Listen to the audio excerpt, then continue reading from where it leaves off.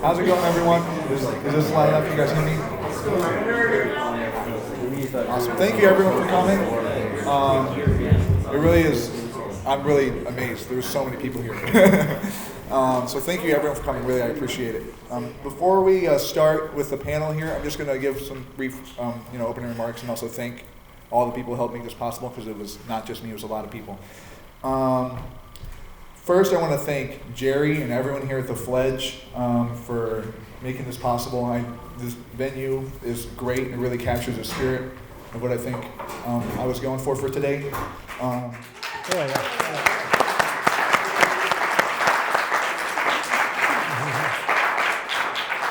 it wasn't for them, I don't think this would be what it is, so thank you. I also want to thank all the panelists and musicians who are here today making this happen. People have put in a lot of work and traveled a lot of miles to make this possible, and really without them this wouldn't be remotely what it is. So thank you guys so much. Thank you guys for coming out. Really appreciate it. I also want to thank the CADL Local History Department and also MSU Special Collections. They made the gallery downstairs possible, as well as some donations here from John, Fred, and everyone here. Thank you guys for doing all that stuff. I'm really glad it turned out. I also want to thank Jay and KC Video here. They're recording everything so that people can look back on this, after today. I think it's really important, so thanks to them for doing that. I also want to thank Dr. McCarthy, the MSU Honors College, and the ALLC. They're the reason I have the opportunity to, anyone has the opportunity to be here today. They're funding it, and they gave me a lot of advising on how to make this happen. So thank you to them. And also, finally, I want to thank Ben Ackley. I'm not sure if he's here, but he was kind of my main partner, putting everything together. Bounced a lot of ideas off of him. And really, I don't know if this would have came together if it wasn't for him. He also designed all the flyers. They look really cool. So, with all that said, I guess the main thing I was worried about when I was starting this whole thing was, being the college kid who read a couple books and listened to a few albums, and now thinks that he knows everything. He's coming to tell people what's what, But because of this great community and all these great individuals, I was able, I think, to avoid that, and instead create a platform for all the people who are either part of this history, actively doing the work to preserve that history, or are here today continuing kind of the mission of what the early Lansing scene set out to do, and giving them a platform to educate about the value of DIY music and punk music. So truly from the bottom of my heart, thank you to everyone. Been so kind, so enthusiastic about this. It's been really astonishing and awesome. So thank you guys. And with all that said, I think it's time to get started with our panel. Very excited to have up here with me. I got Fred Beldin, John Howard, Tesco Vee, and Steve Miller here. These guys were playing punk music, writing about punk music, recording punk music, or making sure punk music had somewhere to be played back in the 80s and 90s. And because of their efforts, we have this great history for us to all look back on and think about today. So that said, I'm going to get started with our first question here. Why don't everyone just go down the line, introduce yourself and maybe talk briefly about, your involvement in the punk scene.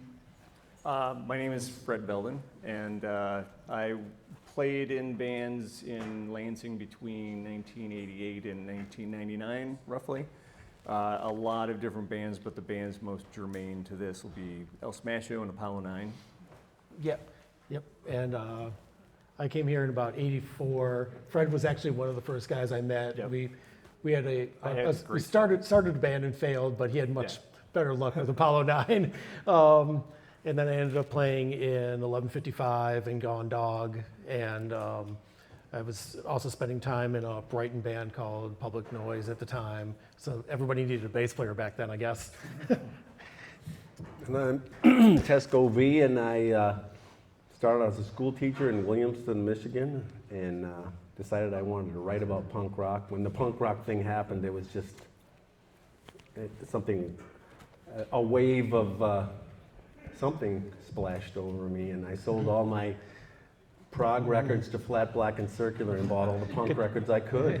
Get rid of that Genesis, yeah. Yeah, and wrote a fanzine, started a record label, and I moved away in '82, so I'll be your resident expert up until that date, but after that I'm going to kick it over to these guys. My name is Steve. I grew up in the Lansing area. I was in a band called The Fix, and then I was subsequently in a band called Blight, and both recorded for Touch and Go Records. And that was And Just Say No. And Just Say No. And thanks to Tesco, we recorded those. Blight 2, don't forget Blight 2. But we did Blight and The Fix were both on Touch and Go, which became a large label internationally. Thank you guys all for being here. Kind of on that same note, I also kind of wanted to ask, what got you into punk music? Like, what about it drew you in? Or maybe you have kind of a story about, that moment where you realized this is something you're passionate about. I'd love to hear about that from you guys.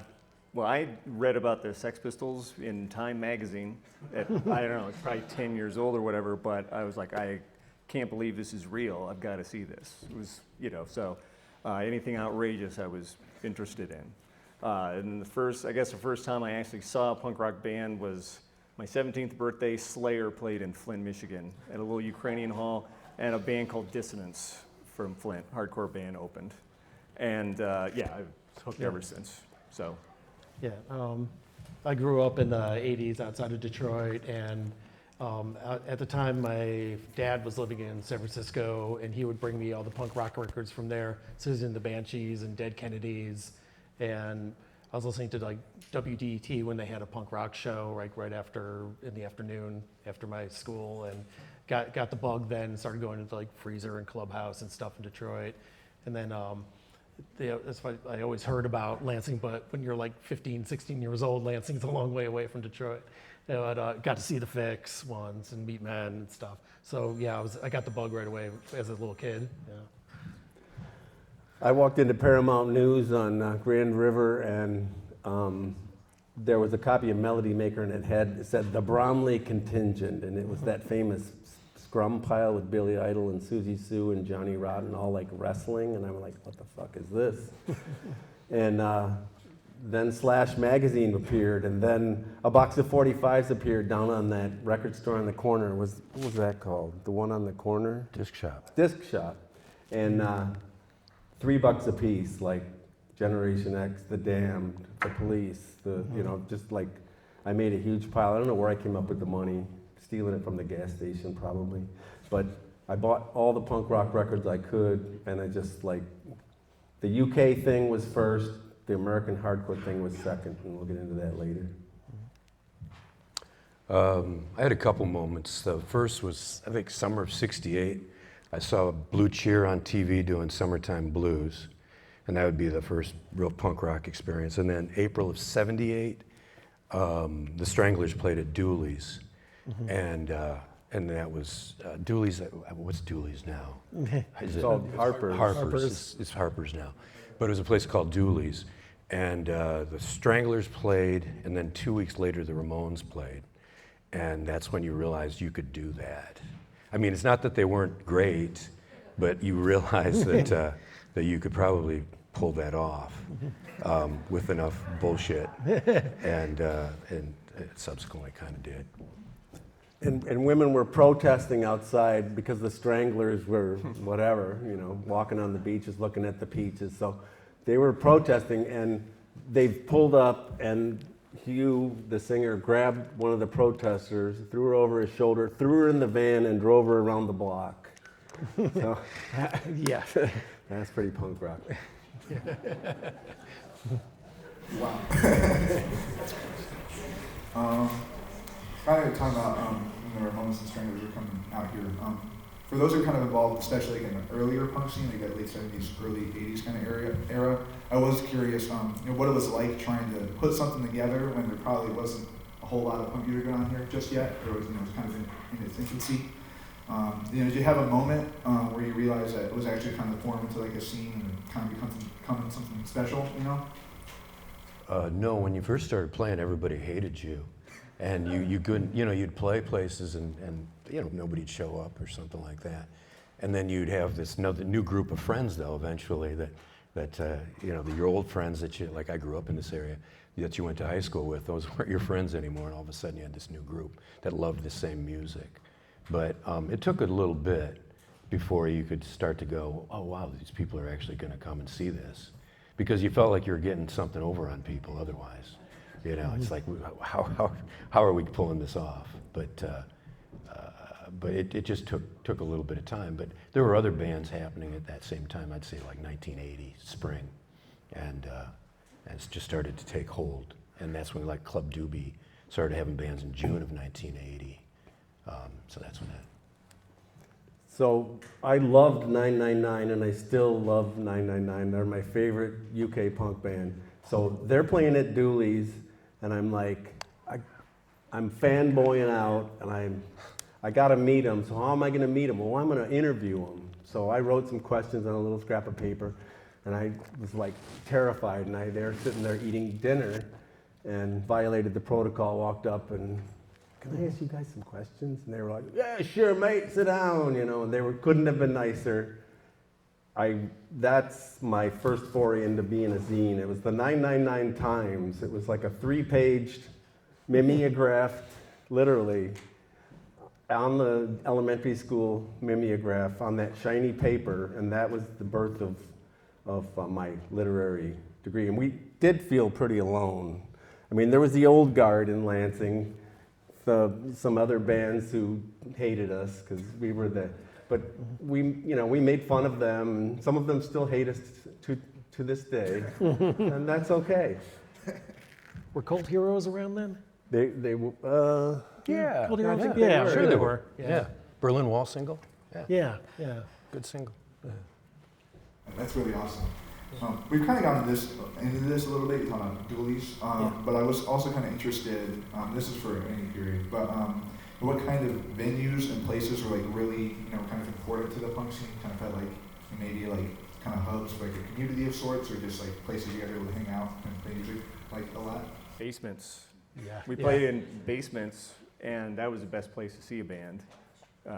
No separation between the band and the people. So I was spoiled forever by seeing bands in basements.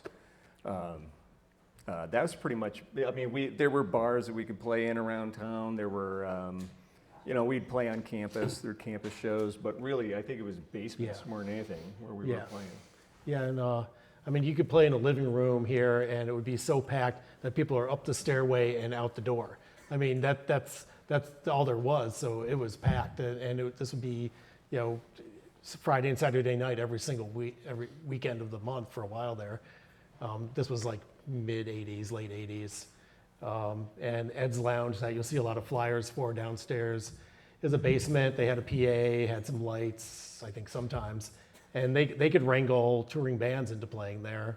And that was about it. But they did community centers before that, before I moved here. I used to get the flyers when I was in Detroit. But yeah, the Lansing Civic Players, which was the old fire station just down the street, which is now a heating and cooling place. But I wanted Minor Threat. I was fanboying, and I wanted Minor Threat to play here, so I rented that out. And it's Minor Threat, Whipping Boy, and the Meatmen. I think that was it. That was it. Yeah. And Minor Threat came and stayed at my house, and it was just like I was in heaven. And then I tried to do another show. It was SSD Control, MDC, Gangrene, Crucifix, and the Meatmen. Can you imagine? What a bill. Well, I put my phone number on the flyer, and I had the pus head artwork of the Crucifix written across the flyer, and it didn't go well. The Civic Players found out about it. They shut me down. I should have been smarter. Like I said to John earlier, who's going to see a flyer on a telephone pole and go, oh, wow, cool, punk rock. It was all word of mouth back there. It was all seat of the pants. I mean, the Fix played at Hobie's on MAC. Yeah, and blew the roof off the place because they were large. I mean, I'll let Steve tell it. Yeah. there were venues again, Club Doobie was the first one that really opened it up, and I mean, obviously later on, opened in '80, and then eventually we got Black Flag there, and then DOA played there, and the Fix played there quite a bit. I'd say once every 3 or 4 months, and you'd play basements too, and then early, I guess 82, Bunches, which is, I don't know what's at Bunches now. I don't know. yeah, it's a sushi place. A sushi place. Yeah. I don't even know Yeah. where to say it. Anyway, What is it? Yeah. we played there in Blight. We opened for the Bad Brains. And so they 2 played nights that. with the Bad Brains. Can you Yeah. imagine that? In And their so- heyday? And they had a lot of good stuff there. Yeah. But The but yeah, Boners. yeah, but yeah, they had. I mean, the Crucifix played there, I think. Yeah, yeah. And so yeah, there were venues that would pop up, and oftentimes you'd have a place, and then you'd play it, and then it'd shut down. But that went on all over the country, because you'd go to a town and you'd play it, and then you'd come back and say, let's come back and play that town, and it's shut down. But in Michigan, we're lucky. Well, again, they talked about basements, and basements are a good place to play anyway. No matter, wouldn't you rather see a band in a basement anytime? So, but we had good venues here, really. I think even at some point later, way later, Rick's even opened up Yeah, to some bands. a couple. But that was Yeah. much later. And what was that place on Washington upstairs? Oh, yeah. Is that Rod? Club something. Rod. Yeah, the BRT Yeah, Club. that was at the PRT Club. Yeah, That had Toxic stuff. Reasons played there. That's right. Oh, that's right. Yeah. Yeah. So yeah, things would pop up, and you'd have places you could play. You just had to be willing to just haul your stuff in and jam in. It was just great because they were small stages, so you could hear each other real well. That's really cool. Yeah, when I was like researching for this, I kept seeing like, I guess one of the first things I saw was the Black Flag played at what is now like the Watershed, Yeah. which is just like probably not a very punk place, you know. Yeah. It's just crazy seeing like all these places I would never think of like being venues, and like now or back then like punk bands that I've been like hearing about like my whole teenage life like had played there, and I had no idea about it. And think of what a leap of faith it was to tour back then, because Steve remembers seeing the Black Flag bars on the Quality Dairy on Saginaw there. They stopped to call the club, like, how do we get there? I mean, this was the dark ages of travel. You had to have trip ticks from AAA or whatever. Steve remembers seeing the Black Flag bars, like, obviously Chuck stood there and... They had called because they were late for the show at Doobie, and they called, and they were like, "How do we get there?" And I said, "Well, where are you?" And they said, "At the corner of something." They asked somebody at the Cedar, and I don't know the streets. Cedar anyway, and I said, "Well, if you were older, you'd know enough to get in your car and go get them." But we weren't that smart, and so we said, "Okay, well, come out this way, drive this," and God knows how they got there. But I remember going back for some reason. I was at that place. It was probably in my neighborhood, and going up to the same payphone, seeing the bars were on there. I thought, that's the phone he was calling me from. Yeah. And Club Doobie was this total dive redneck bar. I mean, it was such a dive, because I lived on Green Man Street, which is just down the way. Oh, I didn't know you lived down there. So I could walk there, fortunately. Oh, but the rednecks would filter out, and then the punks would come in. And I remember one night, Dave Stimpson, my partner in crime, and we would get bumpers of Colt 45 at that Quality Dairy that's still there. And you got to get pre-drunk before you actually pay money. And one of the regulars came out and goes, "Give me some of that." And he takes the Colt 45, and then he's like, "What is this shit?" And then he vomited all over our shoes. Damn. Sorry, that is just a useless anecdotal story. Yeah. That's a good story. Kind of in line with you talking about where like it was harder to travel and stuff, and maybe set some of these things up. Obviously, a lot of the music that was happening, the shows that were being put on, or even the recording you guys are doing was very DIY. I guess I was kind of curious about two things. One was, what was that experience like? Having to do everything yourself, find the venues, and record everything yourself. And then additionally, was that kind of like a conscious, like, we want to stay for like a sort of DIY ethos, or is it just you really were passionate about playing punk music and you were going to do whatever you needed to do to make it happen? Yeah, it was kind of like you do it or it doesn't happen. When I started college here, you could form your own university club and use the facilities for free. And this was back when you could smoke in the MSU buildings. And we used to get a little crew together. We'd have to bring rubber mats into the union, haul it up to the 4th floor, completely cover the whole place in rubber, and then bring in the borrowed PA and all that. And you could always find half a dozen people willing to do this, and you had to make all the phone calls. There was no emails or anything. Just hope everybody shows up. And I imagine it was just like that for the community center things too. I mean, you just kind of hope everybody finds their way there. and nobody sets the place on fire. Yeah. Yeah. With the Necros and the Fix first records, it was just, I was born out of necessity. That's why I started Touch and Go, is because somebody had to put these records out. So I put 100 Necros out, and then I put 200 Fix out, and they sat at FBC for $2, like month Nope, after didn't month go after anywhere. month. Yep. Just nobody bought them. And would you like to know what they're worth now? Try like $12,000 each, something like that. So, yeah. Yeah. Ouch. Yeah, ouch. And Steve, would you like to talk about the 15 copies of the On the radiator. on the radiator?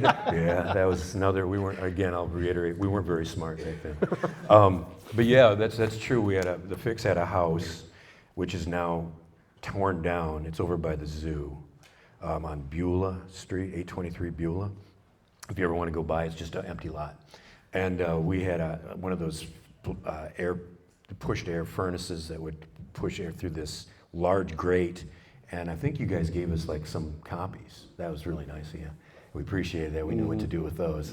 And so obviously we're like just set the box too near the radiator and melted down 15 of the 200 copies, which now go for, like it says, 12 grand or so. Back then, but I think you mentioned like recording, and again, nobody was ever going to pay you to do anything. They were going to not give you money to do anything. You were lucky to get a recording done. And so it was a lot harder. In the Fix, we recorded the single. We recorded in Chillicothe, Ohio, at this little cinder block recording studio that advertised in the back of Rolling Stone. That like some guy we knew was going down there to become a recording engineer, and you could go down there and record with him, and that was his project, his class project, and that's how we did that.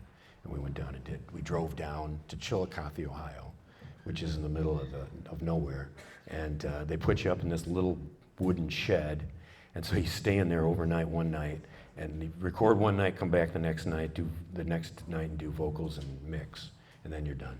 And that's how recording was done. That's really cool. Yeah. And Fred, you can probably tell him about Scott Sender and his 4-track. Scott Sender and his 4-track? Well, whoever was recording with the 4-track around town. Oh, I did that that too. Yeah. Anybody who could get a 4-track, Just was cassette tape. automatically Yeah. just had a studio in their bedroom, basically. But yeah, as far as DIY stuff, by the time I was doing bands, it wasn't like we were doing it on purpose. It was just that was how we had to do it. We didn't have like an agenda to be DIY. It was more like we were very ambitious, and we wanted people to see us, and we wanted more attention, but we didn't have it, so we had to find it ourselves. That's really cool. So- Yeah. Okay, I'm just gonna check the time super quick, so anyone has that. 6:05. Okay. I think we can do a couple more before we do the Q&A then. This is a bit of a broader question, but I just kind of wanted to hear you guys speak on, what impact you felt like the punk scene that you guys are part of, had in the community. Maybe how you felt was like important to the community, or just even to yourself. Yeah. Sure. Hit it. Well, I don't know. When you say community, do you mean? Like the Lansing area, or even like your own circles of the students.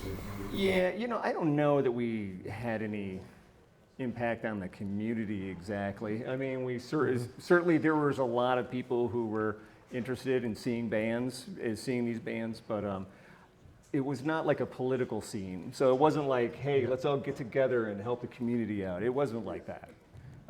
We were a fairly apolitical bunch. Yeah. So. Yeah. Yeah, it was more just to have more culture in town. Yeah. So there's more to do than just go to the bar and get blackout drunk. Yeah. Yeah, you get to go see some bands. And that was, music was a bigger part of everybody's life. Yeah. Like 80s through, late 80s and all that. It was a big deal when someone came to town, when someone played campus. Like the Kiva shows were always really good, well turned out. Do you have anybody in the 1980? I don't know. I mean, I think it all started with the zines, and not to toot my own horn here, but I remember Ian Mackay tells a story about going into a record store in Northern Virginia and seeing a copy of Touch and Go with the Penelope from the Avengers on the cover, and he's like, somebody in Lansing knows about this, that's weird. So it was like back then it was kind of a coastal phenomenon, but then all over the country, these little pockets of these zines would pop up, and it was really a connect the dot, write letters, ask for a record, send me your record, I'll review it. And it was just this very organic way that it all started. And the fact that we were in Lansing was interesting. I mean, the fact that a band as good as The Fix was in Lansing is really cool. And I mean, it was just a kind of a marriage made in heaven. We just started, Negative Approach, the Necros, The Fix. First I lathered up the UK stuff, and some people teased me because I was giving good reviews to Ultravox and the ska phenomenon. And U2.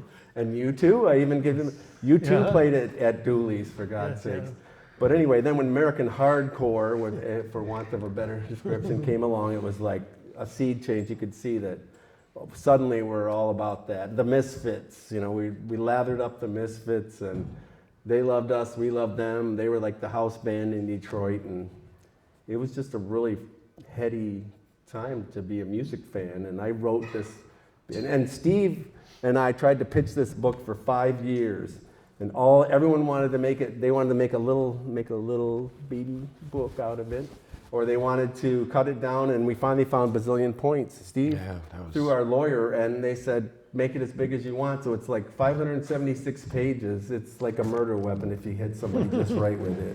And they're for sale for $35 if anyone is interested. Community, I don't know. I thought it was, personally, I thought it was great because you had a whole bunch of new friends. And, you know, because you know somebody that was into certain kind of music, oftentimes those people would be in the same kind of movies and books and so on, and it transferred. So that was kind of a cool on an intellectual level. And then personally, for me, it just taught me that if you want to do something, you better do it yourself. And that was that's really served me probably better than anything that could have come out of musically out of that. Yeah, word to that. Thank you guys. Kind of on that note, you guys kind of started to bring it up a bit, but I was also curious if there was anything about like the Lansing scene that maybe stand out compared to the other scenes. I know that you ventured out to DC and a couple other scenes quite a few times in Tesco. And maybe what made it feel different, or if it did feel different from other scenes that you guys saw music at. I mean, it was just, I don't know that, you know, it was just homegrown, like I said, like everywhere else. Every little city had their bands and their zines, and it was just where we happened to be, and, you know, bloom where you're planted, and we made it happen. And, you know, after I left, it continued on and into the 80s and 90s, and through basement shows and people like these guys, and kept it alive. Yeah, it was. That's a pretty weak answer. Yeah, it was very varied. I could say that much. There was all kinds of stuff. It wasn't locked into like pogo punk kind of thing. It was. There wasn't a sound. No. There wasn't like a Lansing sound. No. Every band that we played with was very different. They were all kind of on the same wavelength, but everybody had their own point of view and their own influences musically, as well as their own attitudes about you know what they wanted to do. So, but they all played. Everybody sounded great together, you know. So that's the only thing I would say is there was just a lot of variety. During the '90s, early '90s, a lot of bands and a lot of variety. Yeah. And predating all of this was the Dells on Lake Lansing, where Iggy and the Stooges and the MC5 would play, which I was never old enough to go there. And then Steve has a story about the MC5 in a church basement in East MC5 Lansing. played at, and I still can't find documentation of this, but I was there, I saw it, at Valley Court in East Lansing. There's a community center where I played a few years later in a band called Strange Fruit, but they played, I don't know, that it was 68 or 69, because I was a little kid and I saw him do a sound check, and I thought it was the weirdest thing ever. They'd locked the front doors, and me and my little buddy, we went around to the back window, and we looked in, and there they were, and they all had super long hair, even for that era, because this was the 60s in East Lansing. And they had I remember they had fringe, they weren't like buckskin, they just looked wild. And just looking in that window going, man, that's probably another punk rock moment, going, that's pretty good. And the drummer handed you a 45. And the drummer, and Dennis Thompson, we knocked on the window, and Dennis Thompson came up, and we're like, who are you guys? He said the MC5, and we said, do you have any records out or anything? We didn't know who they were. He said, yeah, we got a single called Kick Out the Jams, motherfucker. And we're like, whoa, okay. That was pretty happy. And so that was another, probably goes with that, the punk rock moment for sure. But yeah, so we had, this is a music area, obviously with Detroit so close, and they'd all come down and play. So, and Silver Dollar Saloon had Iggy and the Stooges too, which I don't think that's there anymore, is it? No. Silver Dollar, okay. It's like a Starbucks or something. It is kind of interesting learning about how connected the Lansing seems to be. Obviously, the Detroit scene that's close to it. I just read a lot about Touch and Go. You talked about the DC scene. I don't feel like you usually think of Lansing and Washington DC in the same sentence, but the music was so interconnected. And I thought that was really cool. Yeah, it was Lansing, and then it was the Burbs, but then all the way to Maumee, Ohio, and they were looped in. Mm-hmm. And the Pagans from Cleveland were a huge influence on all of us, because they were like gods to us. They influenced us all. I mean, they were one of my main influences. Check out the Pagans if you haven't never heard them. Yeah.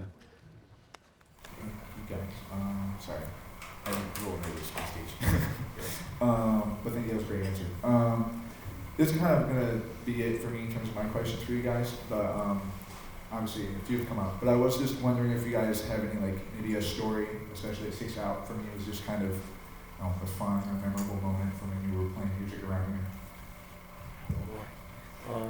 In particular, I don't know. I remember meeting Joho for the first time in 1155, and I had already gone to shows at Ed's Lounge in town, and but then I went to see 1155, and they were playing in a living room, and Ed's Lounge, even though it was somebody's house, it still was set up like a venue. It still felt like you were going to a venue.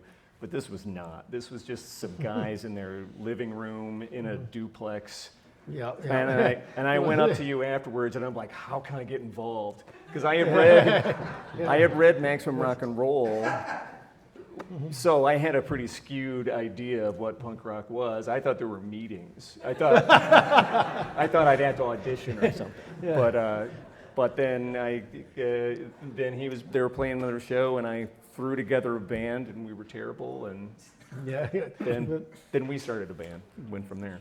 Yeah, which I think the drummer moved or something. Something happened. We had 4 songs and it blew up. Yeah. But let's say fun moment. For Steve. Well, my most memorable punk rock moment didn't happen in Lansing, but it was.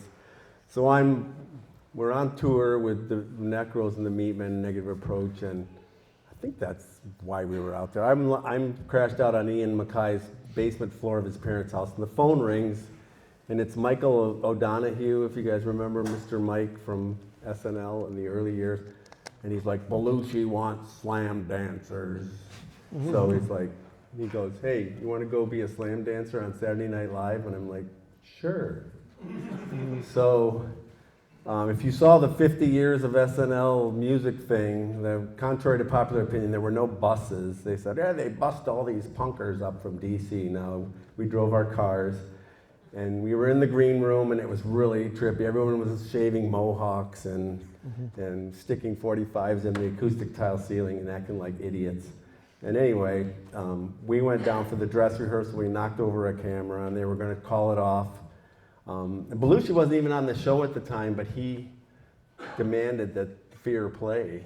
So it was on, and all hell broke loose. And I got really embarrassed because they were knocking into the mics, knocking the mic into Lee Ving's face. And I just walked back upstairs after a while and watched it. But definitely the most memorable moment in my punk rock career, and I wasn't even performing. I think you're having something after this, is like some bands are going to play some music from a show of March 22nd, 1981. That was Black Flag, then the Fix. It was went the Necros, Fix, then Black Flag. Black Flag at this time at that time they were really good. Well, they became really crappy, but they were really good. And Dez on vocals. Yeah, Dez Cadena was the vocalist then. And I do remember that day really well. I don't remember exactly what day. I think it was either a Sunday or a Monday. But it was actually unduly warm. It was like 50 degrees. And I remember going out to the, when you played in town, everybody went separate. It wasn't like you all got in the van and went together to the stupid local show. So we all met. But I remember driving out by myself and pulling up to Club Doobie, which is on the corner of, Lake Lansing and Marsh. Lake Lansing and Marsh, thank you. And there were cops sitting across, like 3 cop cars in this parking lot across, because they knew something was happening. And there was no parking. It was so mobbed. And I think the capacity there was like 50 people, maybe 60. And parking, you couldn't find any parking. So I remember I had to probably park way down, way far away, walked in, and it was so mobbed. I mean, it was just clouds of cigarette smoke, and you'd smell like beer, and there was music playing. And I mean, there had to be 100 people in there, not locals. People had come from all over. And it was just this massive scene. And that was when, you go downstairs, you had a little downstairs sitting area. And that's when like Black Flag called. They said, we're trying to find this place. They were coming, I think they'd driven all the way from Boston. I know that because they stayed at our house that night and they had a spare case of Beck's that they had been given in Boston. And then when the beer ran out, they're like, we got a case of Beck's. But that show, that show was really a big deal. People, the after party was huge at our house, and it was really a big deal for the scene, I thought. That was just, everybody kind of got to know each other. People from Detroit came down, and that's where we all kind of met a lot of those people. But it was a big deal. So, and Black Flag at Club Doobie in March of '81. Got a couple quickies. I'm trying to think of Lansing-oriented ones. Somebody booked Flaming Lips at Ed's Lounge. They thought it was a lounge. They got there and they saw that it was a basement and they were going to bail. They had a whole lighting rack they wanted to plug in down there. They were trying to figure out how to wire that. And they were like, no, we can't even do our thing. We can't play. And somehow, probably drugs got talked into playing there. They filled up the entire basement with their smoke machines. Like literally, you could hold your hand like this close, and then they played their set, like not being able to see themselves. Nobody could see them. I don't know if that makes filters on the strobe lights. Yeah, and this was a basement where there was no other escape except for the one staircase up. There was a pulsing red plug. Yeah. So that happened. And then somebody in their brilliance at Rick's American Cafe decided to book Jesus Lizard. That was almost a riot. That was packed wall to wall. It was sardine can. People are like on top of you. It was so packed. David Yao at one point became naked. He was hanging from the pipes upside down from the top of it. That was punk as hell. Probably the only thing that ever happened like that at Rick's. I bet they were panicking, but they got through the whole set without having the plug pulled on them, which was freaking amazing. Yeah. Weren't Jesus Lizard, weren't they on Touch and Go? Yep. Yeah, that was the whole thing. Like, if you lived in Detroit, every Touch and Go band played there every single week. So we were definitely spoiled with that. And that was the only time I think something like that got routed up here. You guys didn't get like butthole surfers or anything up here, but yeah, that happened. That's what Yeah. Thank you guys so much. I think in terms of my questions, that's it. But I did want to open up since we do. I can't get the time again, George. 6:21. Yeah, we have quite a bit of time. So I was thinking we'd open up the Q&A. So you guys can ask a pure question. So just raise your hand and I'll go ahead and walk out to you and give you the microphone. So I'll get to you in a second. That was I just wanted to say thanks to all you guys for doing this. This is fantastic. Yeah. Thank you, Bowser. Thanks for coming up from Kalamazoo. Let's see. Jackson now. We were kind of technically from Kalamazoo, although we were really from Jackson. And we started here in Lansing as an inspiration being the Call of Duty show. Great. Our bass player and drummer play on the original Meat and demo. So, and it was great. Our drummer was from East Lansing and our bass player was from MSU at the time. And we played our first performance at Call of Duty. And this is just, I love to see how this history has crossed over to younger generations. This is a very important. Thank you. Thank you. Thank you.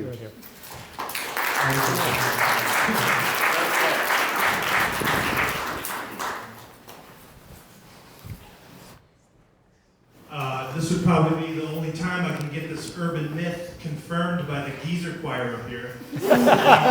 Okay, Josh. So, I'll tell the myth first, it's real fast. 10-minute hate. There's a rumor that there's this bunch of gnarly skinheads that wanted to start a band and they couldn't play, so they would just lock the door and fight for 10 minutes. And the myth goes that they somehow recorded a demo tape, and the last minute, one of the guys lit it on fire and it melted, and they were like, yeah, send it to Touch and Go that way. Yeah. Is that true?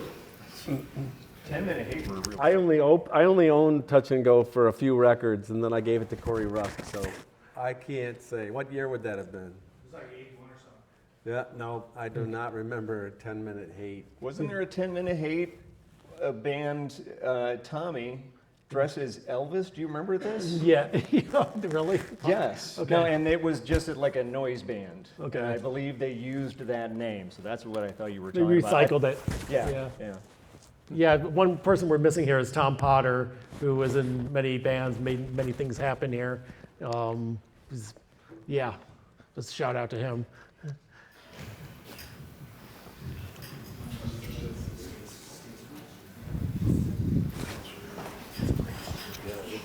Yeah. Hi everyone. Thank you so much. This was super cool. I hope to see myself, I don't know, in a room just like this in about 20 years talking about the Midwest emo scene that is super big and, was birthed in Lansing. I did have a question just about like what y'all had said earlier about the punk scene in Lansing in particular being apolitical. I just kind of wanted to highlight that because that's kind of atypical for punk music, punk scenes in general. Like, the whole idea of being punk is to be counterculture, is to fight the system, right? So I guess like my question about the scene in Lansing was, why was it apolitical? And was that purposeful? Like, were you just a bunch of dudes having fun making punk music? We were wise guys. You were wise guys. I Okay, think, cool. yeah, we were mostly wise guys, wasn't and I think it born was yet. more of a cultural rebellion that we were doing then. We all had political ideas, but I always felt that like political bands, it was more like, my band, El Smasho, we were all really into Black Flag, and they didn't really sing about politics. They sang about their lives. And that's still countercultural if you're living a different kind of life than most of the people around you. So, and I think, really the Lansing, the early, aside from the Crucifix, I think a lot of the early Lansing hardcore stuff I've heard was not explicitly political. Yeah. Yeah, you hear people talk about the Midwestern sense of humor. It was when I decided to do a punk band, I was like, a lot of the bands were like, fuck Reagan, my songs about their girlfriend or Reagan. It's like, I was influenced by like the Fugs and Frank Zappa, and I wanted my music to be tongue-in-cheek and funny, so that's where I went. I didn't, political stuff never entered my brain, so that's kind of where I came from, but you guys were political. A little. I think lyrically, and I didn't write the lyrics in those. Yeah, some of that. But I wasn't even born. A guitar player was into that, but I wasn't even born yet, so I had no way to. I didn't know what that stuff was about. We wish we had had Doc Dart here tonight. That would Yeah, have been yeah, pretty yeah. cool. Yeah, But Doc doesn't want to be found, and yeah, yeah. 11:55 kind of. Yeah, I was gonna say they were political. They were more socio-political. A lot of anti-racism stuff. It was not like we had giant banners or everything, but it was more. It wasn't as in your face. I think both songwriters had a heavy dose of Dylan too, so they were coming from that kind of aesthetic, rather than like fuck Reagan and stuff like that. It was more socio-political. But yeah, definitely. I think with us, we kind of felt like we didn't understand politics enough. We saw a lot of bands writing songs about politics, and they clearly did not understand the entire situation, which is cool. If it's all about, you know, kids expressing their opinions, you know, young people aren't going to know everything. So, but we didn't want to do that. We didn't want to, you know, put forth opinions that were half-baked, so we wrote about ourselves, you know, and our dumb friends. Yeah. And how much Yeah. Lansing sucks, man. Yeah, that's right. Yeah, that's a part of it. Yeah, Yeah. and actually one that didn't come up was Army of God. That was Yeah, probably yeah. the most political one, second to Crucifix. Yeah. They definitely flew the flag hard, and they definitely brought it live too. Like, I saw them do a show with no drummer, and they just fucking went for it anyway. You wouldn't know there wasn't a drummer there. Oh, it's pretty cool. Thank you for your question.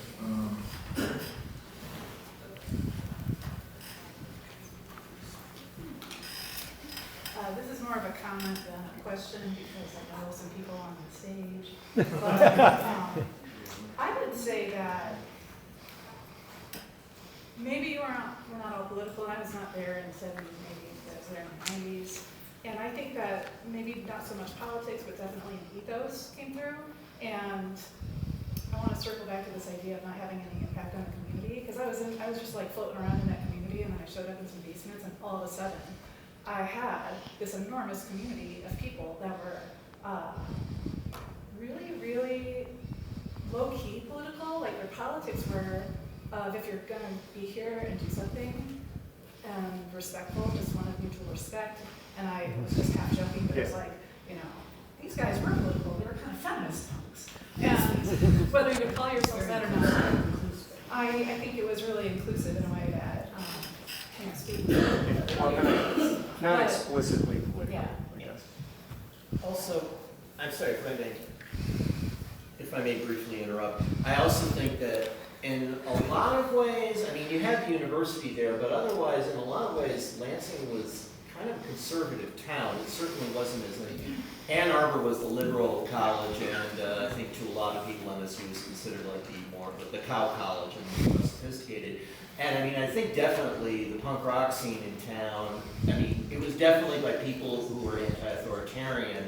And in a town that's the state, you know, right near the state capital, being anti-authoritarian in itself, you know, kind of I think had a political subtext for a lot of people. I think it's, yeah, it was definitely people I think that were rebellious against a lot of what was going on in the culture.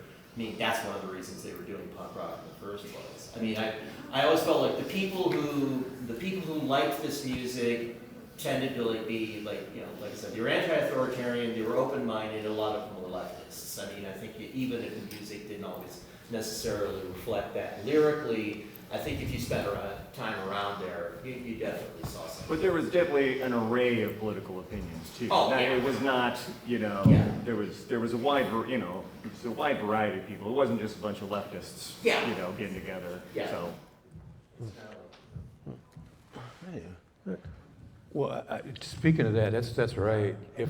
If an attitude of "fuck you" is political, then we had that. Yeah. Okay. Yeah. Yeah, fuck society, is that political? Yeah. You know, Yeah. This is bullshit, you know, that's. Yeah. Is that Josh? Yep.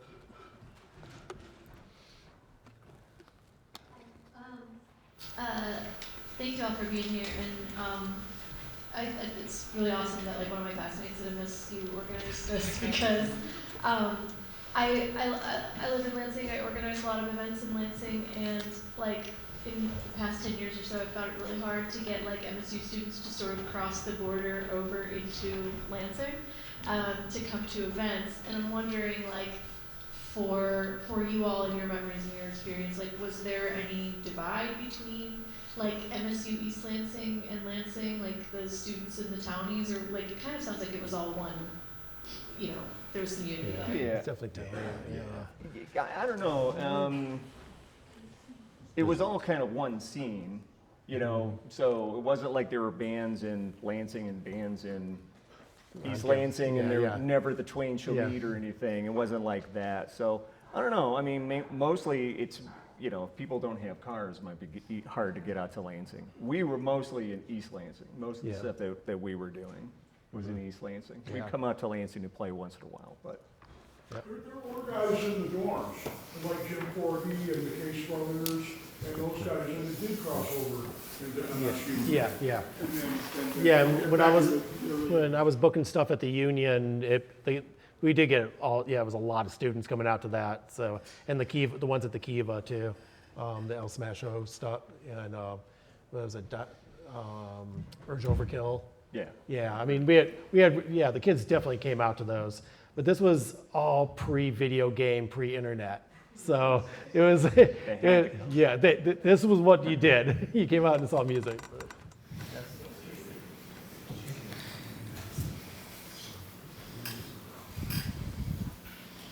Hey guys, Joshua Barton. I'm the zine librarian at the MSU Libraries.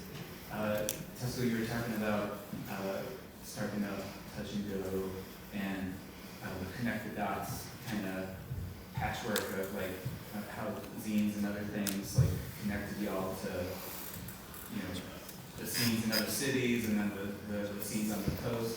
So I just wonder, for all of your experiences, what were the zines that you guys were looking at that you felt like connected you to places outside of Lansing?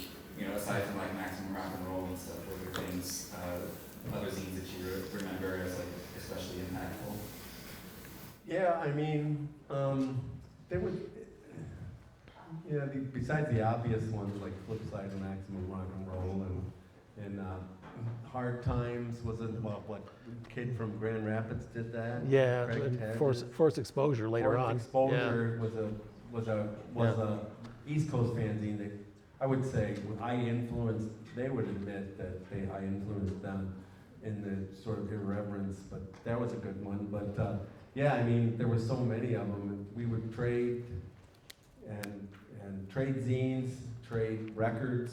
It was just like, I think the zines in England first influenced me, like Sniff and Glue and Ripped and Torn, and I started to, somehow those got over here, and then that was where the whole cut and paste thing sort of, it's like made me, the light bulb went off, like anyone can do this. I had my mom's old avocado green selector typewriter with the ball. Remember, you could switch the balls and get a fancy italic script there. And you know, chain smoking, drinking gin in my little apartment in Williamston, and it was fun. It was just like, I just felt like I had to praise this music to the heavens. And Dave Stimson, my partner, was like, nah, we were just bored. That was his thing. But I would do my half, Dave would do his half. Then we get together over at his house with like a case of Black Label and listen to Suicide Records and drink and read each other's pages and laugh and put the magazine together. And then I would sneak it to the elementary school in Williamston in the middle of the night and print it off on the Xerox machine. So some copies were kind of light. I would go to the secretary and go, hey, Gloria, did you switch out the drum on the Xerox machine lately? Yeah, I think it's getting a little light. So she put a new, whatever, that bottle of powder in 1980, and I'd sneak at 2 o'clock in the morning, I'd be in there printing this off, and I think the statute of limitations is probably over on Xerox fraud at this point. You're going to get fired. I'm gonna get fired. It was like a worlds collide. We played a show on Okemos Road, and I'm standing on the roof of some barn, and I had my pants down and the microphone sticking out of my butt, and I'm thinking, might not fly when being a school teacher a few miles down the road. So fortunately, I never got busted, so I got laid off, and then I moved to DC, and the rest is history. I can't imagine have someone studying to be a teacher, like now that everything being in social media, I don't know how someone would be able to get there. Yeah, not anymore.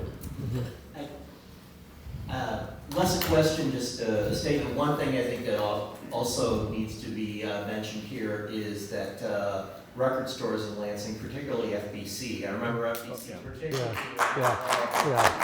So I gotta say, like, because it was a place where, because Dick and Dave always carried the thing, which was funny because neither of them, I think, were particularly interested in punk rock themselves, but they carried the records, they carried the zines, they also had a ton of good used records that were cheap, and it was like, that's where you always ended up meeting people. Absolutely, good point. Also, fortunately, the store is still open, and Mr. Jomo there is currently the proprietor. Give them your business, they're okay. But yeah, I mean, that was like, I think that was definitely a big hub for the scene, and that definitely, they definitely deserve some credit. I found it when I was living in Detroit, and my sister came up here for music camp.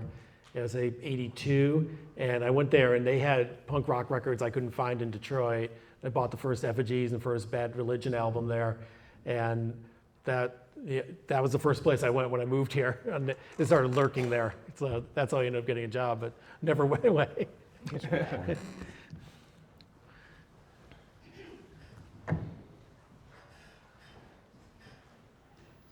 Hey guys, I just moved back, and I've been really kind of steeped in the nostalgia of coming back to Lansing after being away for 30 years. And so one of the things that is soaking me right now is public access television. There's all kinds of stuff. I've seen the El Smasho on public access television reruns and stuff like. EDAC Joe's that has a bunch of stuff on YouTube. There's an 1155 one somewhere, unless it got taped over. But that was pretty steady for a minute there. No, I mean that's a trove of material. Aside from did one. Me-Man did one. Yeah, and also cassette culture was also a huge issue. I'm sure. You have a ton of cassettes in your basement. I got a ton of Okay. Yeah, there's like one-offs and stuff. So there's like. By the way, Doctor's fanzine is called Lansing Police State Journal. Oh yeah. Wait, what was it called? Lansing Police State Journal. Oh, Lansing Police State Journal. Yeah. Yep. Classic. That sounds like Doc. Dave from FBC we were at a record show at the Sanctuary, and he was telling me that Doc Dart used to stand right there by bunches with a bullhorn, like blasting, music and yelling. And I said, "What do people do?" He's like, "Nothing."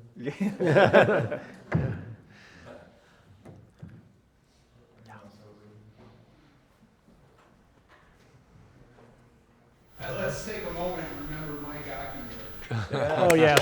Thank you. Yeah.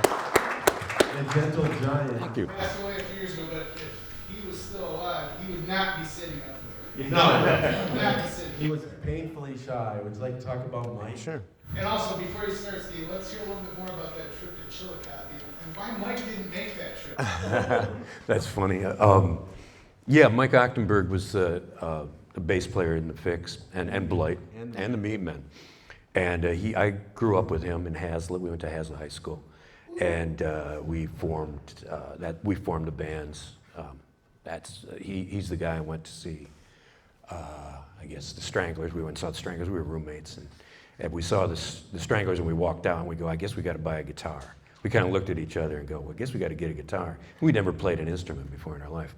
But Doug, you mentioned the Chillicothe. I said how the Fix did 4 songs at Chillicothe. 2 became the first single.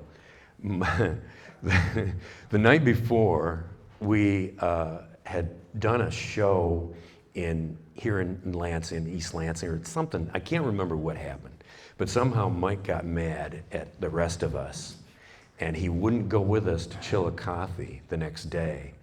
And so we drove down without him. We were a three-piece, and that was Craig, the guitar player, playing bass on that single. But Mike got over it, and we got back, and we always said he was on it. But that was funny. This kind of stuff happened a lot, though. We were sensitive people. And Mike lived, I believe, right in this neighborhood right over here. Yeah, right. And A couple houses so about a block away. He liked to party, shall we say. He worked at food service at Brody Hall forever. He rode his bike, even in the winter, to food service at Brody. And when the bars would close at 2 o'clock in the morning, he would sell shots out of his window. It doesn't get much more punk rock than that. $2 a shot. Wow. Was there anyone else? Yeah.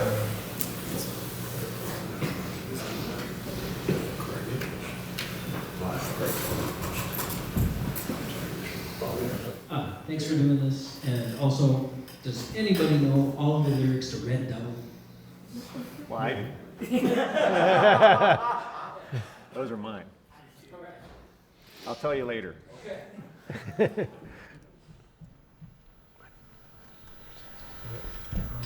We're gonna touch and go kind of China. So you're good. I think we might go ahead and end it here in a second. Thank you guys so much. It's been great hearing all the stories. Yeah, thanks for everybody coming out. Yeah, this is great. Thank you.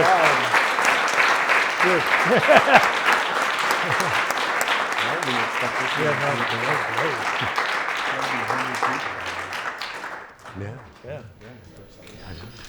Really good. After this, we're going to be having, Steve started talking about it, but we're going to be having a couple local bands recreate a show that happened at Club Doobie, March 22nd, 1981, with Fix, Necros, and Black Flag. Unfortunately, the Necros set won't be able to be covered because that group had to drop out last second, but we'll be having Faceless covering music by the Fix. And then after that, we'll be having a local hardcore band, Dog Skis. They'll be playing the music by Black Flag, and they're playing the tracks after that. So stick around for that. Thank you, everyone.